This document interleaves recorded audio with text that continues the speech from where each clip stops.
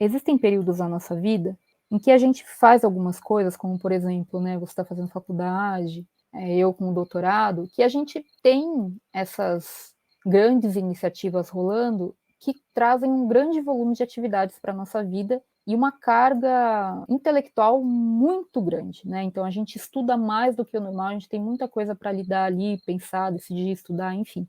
Mas a primeira coisa é saber que é temporário, né? Então tem começo, meio e fim. Então uma faculdade que dure aí 1 a 4 anos, 6 anos, 8 anos, enfim, depende, né? Mas é um curso que vai uma hora terminar. Então, num primeiro momento, é você ter essa perspectiva que todo esse volume, em algum momento, vai acabar. Por que eu falo isso? Porque a segunda coisa é você, de repente, criar uma lista de coisas para fazer depois da faculdade. Porque isso vai te ajudar a ficar um pouco mais tranquila com tudo aquilo que você não consegue dedicar energia no momento, sabe? Tipo, falar assim, putz, isso aqui não consigo pensar no momento, mas não quero perder a ideia.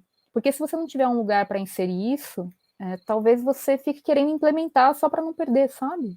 Em terceiro lugar, é você ter a noção do que é o mínimo viável diário para a faculdade, que seria, em termos brasileiros, falar levar na maciota, não é mesmo? O que seria levar na maciota a faculdade? Não estou falando para ser picareta na faculdade, hein? De jeito nenhum, gente. Ó a minha cara, olha a cara de quem seria picareta na faculdade, de jeito nenhum. O que eu quero dizer é que, assim, você muito provavelmente só de estar preocupada com isso, você já está muito à frente da imensa maioria das pessoas que estudam com você, da imensa maioria das pessoas que faz faculdade. Então você não precisa se preocupar que você não vai se dedicar à faculdade ou coisas do tipo, tá? Você naturalmente vai fazer as coisas. Mas o que eu quero dizer é que você muito provavelmente tem colegas que você deve até passar raiva, que fala, pô, o cara não se dedica para a faculdade, só quer saber de zoeira, ou quando não era época de isolamento social, pô, só quer ir pro bar, nem assistir a aula, e passou na prova com uma nota melhor que a minha e tal. Dá muita raiva isso, né? Já aconteceu comigo também. Então, quando eu fazia faculdade, né? Então, na verdade, isso é uma questão de expectativa. Por que de repente essa pessoa foi melhor na prova do que a gente que se dedicou mais, né? É um aproveitamento melhor do nosso tempo. No doutorado eu faço muito isso. Então, por exemplo, eu tenho 2 disciplinas por semana que tem uma carga alta de leituras. Às vezes a gente tem que apresentar um seminário de uma semana para outra, assim, criar uma apresentação com base nas leituras, ou tem que ler vários livros. A gente não estuda um livro, a gente estuda um assunto. E daí, para estudar aquele assunto, você tem que ler, às vezes, uns 8 livros, assim, um capítulo aqui, 3 capítulos de outro.